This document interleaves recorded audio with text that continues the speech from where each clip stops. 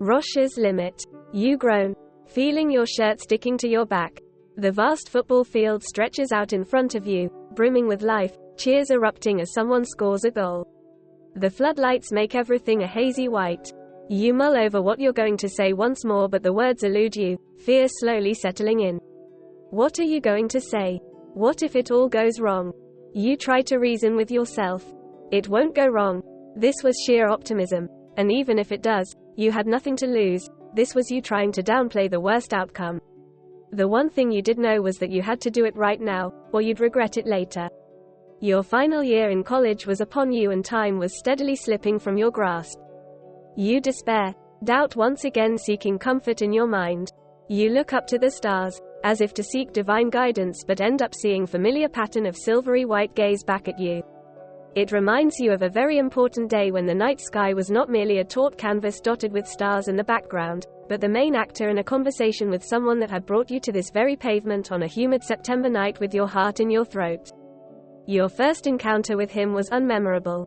In hindsight, you try to look for facts that you can exaggerate to create a sensational tale, but the bitter truth stands. The first time you saw him, you did not even care to look at him twice. You were tired from a project that had took 2 sleepless nights, and you prolonged going back to your dorm, lest you had to deal with your roommate again. Partly because you felt extremely lonely, and partly because of the fact that you didn't want to confront her about her ability to be noisy no matter what she did. You sat with the only person you had managed to befriend over the span of the semester, but sadly they were not as antisocial as you were, so you awkwardly sat alone, fiddling with the layer of plastic that managed to peel off of your notebook. The table was occupied by other people, and the person sitting immediately next to you was ensconced in his chair, hunched over the backpack in his lap with eyes concealed behind a pair of thick-rimmed glasses. He looked like he was preparing to defend himself from some unknown attack. Perhaps the only reason you even noticed him was because his stalwart frame was oddly incongruous with his quiet demeanor. It's funny how when you didn't even know him, you found solace in his silence. It made you feel a little less alone. The second time you saw him, however, was much more eventful. Unfortunately for you, in retrospect of course, you had been swept into a whirlwind romance with a very questionable individual. The affectations were initially charming, but soon reared their ugly head in every conversation, making them seem less cute and more annoying. The endeavor abruptly ended in a mere 3 months, not really surprising you. When you were still engaged in it, however, you ended up going to a friend's birthday together. You remember putting on your favorite black dress, with pink pinstripes at the hem.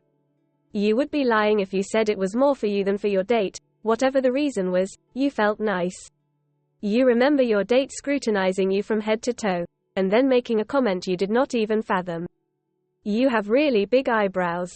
You subconsciously bring a hand to your eyebrows, smoothing them over. They were still big, but a little less unruly than before. You had yet to have your big self-love moment, but perhaps letting go of that lard was a step in the right direction. Naturally, you were not your happiest that night.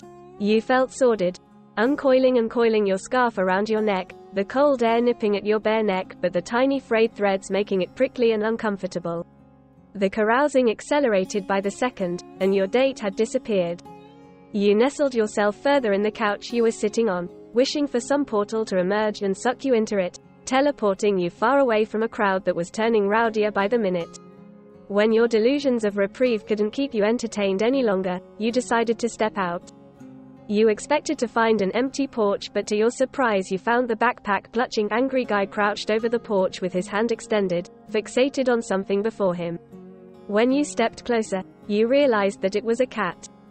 The feline meowed, alerted by your presence, causing the boy to turn and look. His eyes didn't seem to light with recollection, making you think that only you had noticed his presence that day.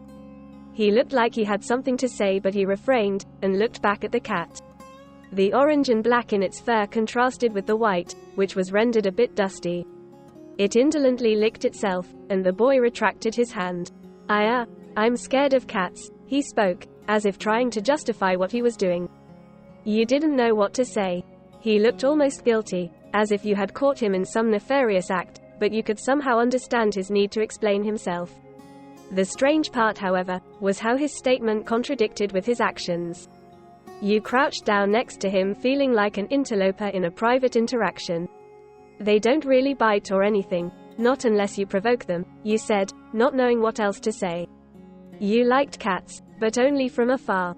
It was one of the 2 rules you had upheld due to your acute fear of failing responsibility: no pets or children. I have one at home, he continued. It's an outdoor cat though, but I don't pet him. I feel like he'll bite. The cat, disappointed at the hesitance shown by him, proceeded towards you. Reluctantly, you ran a hand over its smooth fur. You could feel the kinks of its backbone, but not satisfied with your shaky hand, it slipped out from under you, only to settle itself in the boy's lap. Time stood still. He was now completely frozen, hand in midair and legs stiff. But even in this spectacle you could sense a tranquility that you couldn't define, so you left it alone. He awkwardly lingered his hand over, and then gently pet the cat. Feeling yourself an intruder to this intimate moment of self-conquest, you trailed your gaze over to the stars. The lights had rendered it a hazy maroon, but you could still make out some of the stars from where you sat. The only ones you recognized formed a clear pattern, one you could identify anywhere. The Big Dipper seems to be pretty clear tonight, you said, not really addressing anyone in particular. It was your feeble attempt to make conversation. You had time to kill and you'd be damned if you have to step inside that house again. You felt a stare next to you, and when you turned to face him, you were met with an inquisitive gaze. "You're into astronomy?" he asked, expectant. You didn't want to disappoint, but your knowledge had been pretty limited. Up until middle school, you pestered your parents to buy you a telescope so you could see the stars, but the intrigue soon dwindled when you entered high school, and by the time you were in college it had buried itself in the depths of your mind with the rest of your unfulfilled desires. It poked out in your illusions sometimes when you wrote. While your desire to know them scientifically had subsided, you couldn't deny the poetic resonance they held in their being. "Not really, it's the only constellation I can recognize. It's an asterism," he said. Semantics. No. People commonly mistake the two, but an asterism part of a larger constellation. In this case it would be the Ursa Major. It looks like a bear, but, he stops midway. "I'm sorry for rambling, I'm a huge astronomy fanatic." "It's alright, we all have our things." You couldn't help but feel a bit envious though. You had become so emotionally latent that you didn't feel that passionately for anything anymore. Any semblance of reticence he had washed away after you had expressed your interest. You can't remember clearly everything you talked about that day, but it had devolved into physics, planets, the intrinsic nature of human despair, your contribution to the bit, and then finally, something you can recall as clearly as the sky which you're gazing at right now. "Hey," you pointed out when the silence had settled in once again, "looks like you got over your fear," you said, pointing to the cat, who had completely nestled itself in his lap. His frame was more relaxed now and he was resting his hand on it, a fact that was unbeknownst to him. When he finally realized it, shock dawned on his face. "I guess I did," he said, smiling triumphantly. It reminded you of a child who had earned his first gold star. In that moment, you realized you had been smiling too. "Do you know Roche's limit?" he asked out of nowhere. You shook your head. The only Roche you'd remotely heard of was Edmund Roche, and you doubted that a violinist had piqued his interest. "It's a distance around a celestial body within which a secondary body overcomes its gravitational attraction and disintegrates," he said.